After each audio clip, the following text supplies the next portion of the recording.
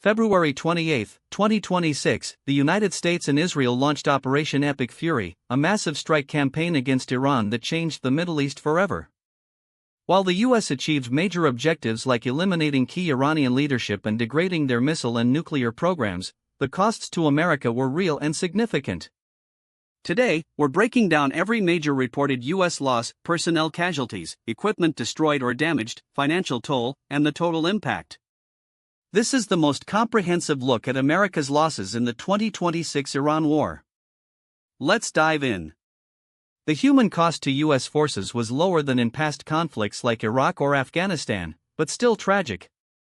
Official Pentagon and CENTCOM figures vary slightly by reporting date, but as of mid-2026. Killed in action/total deaths, approximately 13 to 18 U.S. service members. This includes combat deaths and some non-hostile incidents during operations. March 1, 6 soldiers killed in a major Iranian drone attack on a U.S. base near Port Shuaibah/Camp Arifjan, Kuwait, 103rd Expeditionary Sustainment Command. March 12, KC-135 refueling aircraft crash in Iraq killed 6 airmen, not directly hostile, but during support ops.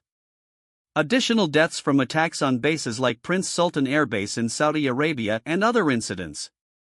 One defense contractor also killed wounded/injured, 400-550 plus military personnel.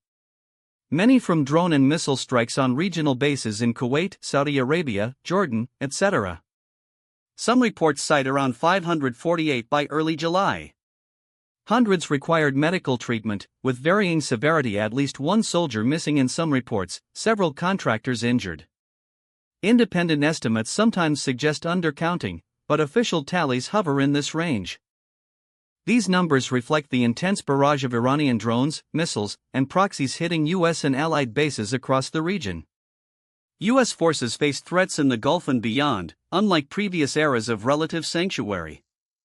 Beyond personnel, Iran's retaliatory strikes inflicted notable damage on U.S. hardware and infrastructure. Drones. Dozens of MQ-9 Reaper drones lost. Estimates range from 12-24 plus destroyed or shot down over Iran and the region. These were key for surveillance and strikes aircraft, multiple losses and damage, including F-15s, KC-135 tankers, a Boeing E-3 Sentry AWACS destroyed or heavily damaged in base attacks, e.g., Prince Sultan, and others like KC-40 CXS affected. At least 10 to 16 aircraft impacted overall. Naval assets. The USS Gerald R. Ford carrier faced a non-combat fire, laundry area, and mechanical issues, forcing it out for repairs, a major operational hit. Other ships faced threats from mines, missiles, and drones in the Gulf. Navigation was restricted. Bases and infrastructure. Over 200 Iranian strikes hit U.S.-associated sites in Gulf states. Damage to radars, refueling aircraft on ground, air defenses, Patriots, THAAD components, and facilities. Significant repairs needed. Iran effectively challenged U.S. power projection, sinking much of its own navy but forcing the U.S. to expend munitions and adapt operations. Direct military spending, $25 to $50 billion plus for operations, munitions, Tomahawks, Patriots, etc., and immediate responses. Early weeks alone burned through billions daily. Total estimated impact, up to $100 billion plus when including long-term replenishment, base repairs, economic ripple effects, oil disruptions via Strait of Hormuz, and supplemental requests. Munitions stockpiles were depleted, with experts saying it could take years to fully restock advanced missiles.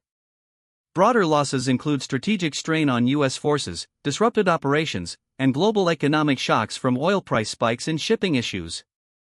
To sum it up, the U.S. achieved tactical successes in degrading Iranian capabilities, but paid with 13-18 American lives lost, hundreds wounded, dozens of aircraft/drones damaged or destroyed, major base hits, and tens of billions in costs.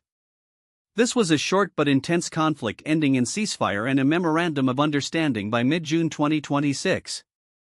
It highlighted vulnerabilities in forward basing and the high price of power projection against a determined adversary with missiles and drones. Sources include Pentagon reports, CENTCOM, Wikipedia compilations, news outlets like Time, Brookings, and others.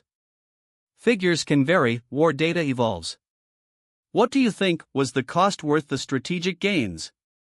Drop your thoughts below, like if this breakdown helped, and subscribe for more in-depth military analysis. Stay informed, stay safe.